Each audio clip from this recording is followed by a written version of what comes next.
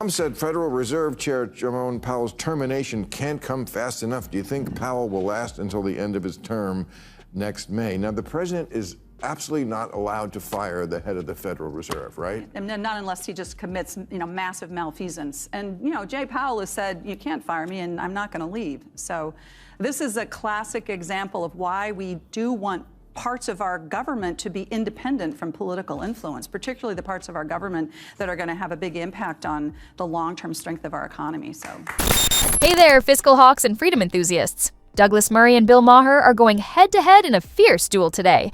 And trust me, this isn't just another esoteric economics discussion. Oh no, a full-scale ideological war has broken out over who gets the ultimate word when the economy is at risk, one of the most important concerns confronting modern democracies. As an advocate for institutional order, philosopher, and warrior, Douglas Murray thinks that the Federal Reserve should stay fully outside of partisan politics. On the other side, Bill Maher, the king of funny contrarianism, wondered if independence really means unaccountable elites making decisions no one voted for. What light bulb? The U.S. economy's top executive, Jerome Powell, has been the focus of Donald Trump's not-so-subtle insults, and many are asking if Trump should or would remove Powell from office. From a legal standpoint, I seriously doubt it. Politically, that's when the crazy begins. Hold on tight. Because this isn't just about one man, one profession, or one central bank. This is about whether democracy means voting your destiny or merely watching it be controlled behind a curtain. Let's get into it. Murray versus Maher. Who gets to run? The money machine when the stakes couldn't be higher? The Federal Reserve Chair Jerome Powell's termination can't come fast enough. Do you think Powell will last until the end of his term next May? Now, the president is absolutely not allowed to fire the head of the Federal Reserve, right? And not unless he just commits, massive malfeasance. And, Jay Powell has said, you can't fire me and I'm not going to leave. So this is a classic example of why we do want parts of our government to be independent from political influence, particularly the parts of our government that are going to have a big impact on the long-term strength of our economy. So,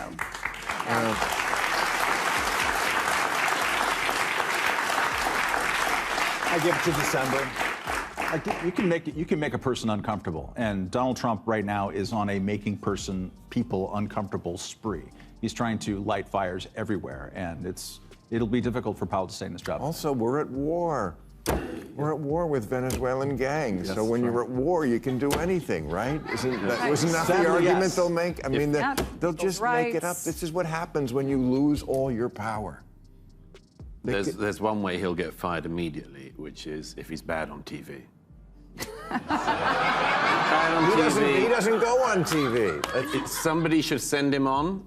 He'll be bad. The president will hate it. He's gone. Douglas Murray and Bill Maher went head-to-head over the future of economic governance in America, and more especially, the role of the Federal Reserve in the face of Trumpian populism. Murray, standing firm as the voice of institutional conservatism, warned against the pitfalls of politicizing the Fed, portraying Donald Trump's recent attempts to fire Chairman Jerome Powell as a dangerous assault on the basic basis of economic stability.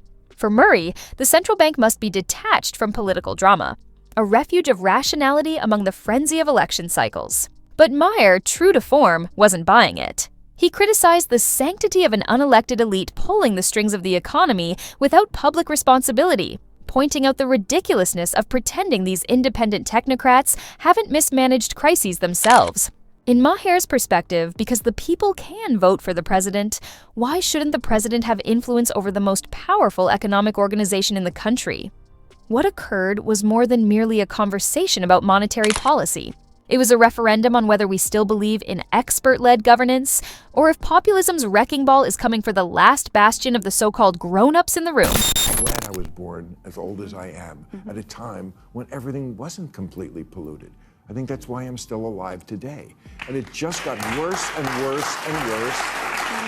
And But Bill, the air is less polluted, the water is less polluted. As countries get richer, they pollute less. When they're industrializing, they pollute more. There might be individual environmental toxins, yes, but as a broad description of the status of OECD countries, we are polluting on net less. It depends on where you live, first of all. Yeah. That's right.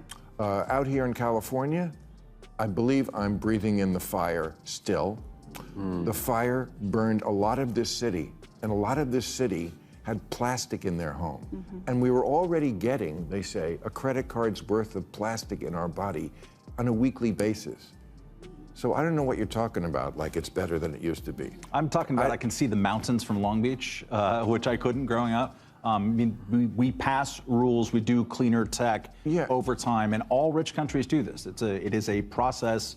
It's a whole theory of the case called the Kuznets curve. It's a thing. It's worth reflecting on and respecting too. Okay. Well, you may be sanguine about that. Maybe that's a libertarian in you. But this is what I worry about more than anything, is the plastic in my head. Because someday it's just gonna... I worry about it too. You should. You should. All right, so let's talk trash. Literally. In this session, the panel looks into one of the most under-discussed but incredibly dreadful topics of our day, plastic pollution and the future of environmental health. Matt Welch, repping the libertarian side, whips out the old standby, Kuznets curve. The belief that as countries get prosperous, they inevitably clean up their act.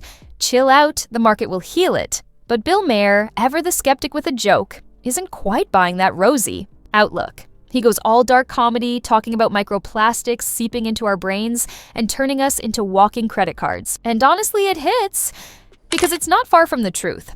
And then there's California, still drowning in wildfire smoke while getting lectured about healthier air. The disparity is glaring. Welch sees development, Maher sees toxin, one sees it as an economic life cycle, the other as slow-motion collapse with increased marketing. What we're truly watching here is a greater question play out. Are we developing beyond pollution, or merely inventing new strategies to ignore it while it kills us quietly in the background? What is the legacy of Paul Revere's Midnight Ride, which was 250 years ago today? The fact that no under 40 knows what the fuck I'm talking about. That's the legacy of that. Maybe 60. Yeah, right. Maybe 60. Well, maybe the legacy is that we decided we didn't want a king, and oh, what the fuck, here we have one. Right. There you go.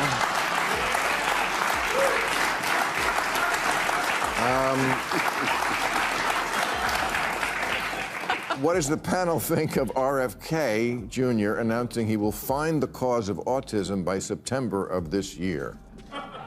I think it's when OJ finds the real killer. I think it's... well, he's dead, so that's not going to happen. Well, I would say, this is why people think he's a quack, because you're not going to put a date on something they've been looking into for 30 years. That's right. And say, we're going to have it by September. It's not going to be, oh, it's the gummy bears. But that might be something. That might be something you say if you think you already know the answer to the question you're asking, and you're going to deliver the answer in September, he right? Did speak on what I read in the paper is he did speak on it this week, and I did not agree with the point of view of the article I was reading, which was that he's completely crazy because he was saying it's not mostly genetic, it's mostly environmental toxins. I happen to believe that's probably a more likely answer. And they were saying, well, no, genetics, and of course genetics is involved in everything health-wise. But to present the argument I saw framed in that way, that he's a kook because he thinks it's coming. I mean, environmental toxins is really the story of my lifetime. So let's talk about the time RFK Jr. virtually lit the internet on fire, and not in a pleasant way. The dude goes out and promises he's going to find the source of autism by September. Yeah, September. Cue dramatic music. That's not a medical objective. That's a marketing trick wrapped in a conspiracy theory. The panel roasted him hard. Bill Maher even linked it to OJ, suggesting he'll find the genuine culprit, which is harsh but accurate. But here's where it gets exciting. Once the giggling slows down, numerous panelists truly accept his major argument. Not the date, not the grandstanding, but the concept that environmental contaminants might be playing a bigger role in our health crisis than anyone cares to believe. And honestly, that hits different. We're living in a society where we're actually marinating in plastics, poisons, and unpronounceable chemicals. And we're astonished that chronic illnesses are growing, Whether RFK Jr. is correct or wrong, this whole exchange ripped back the curtain on a larger issue: scientific inquiry versus official narrative control. It's not about being anti-science. It's asking the questions big pharma and media would rather you didn't. So, what do you think? Drop your thoughts in the comments section below. And if you don't want to miss out on the hottest celebrity news, make sure to subscribe to Daily Finder.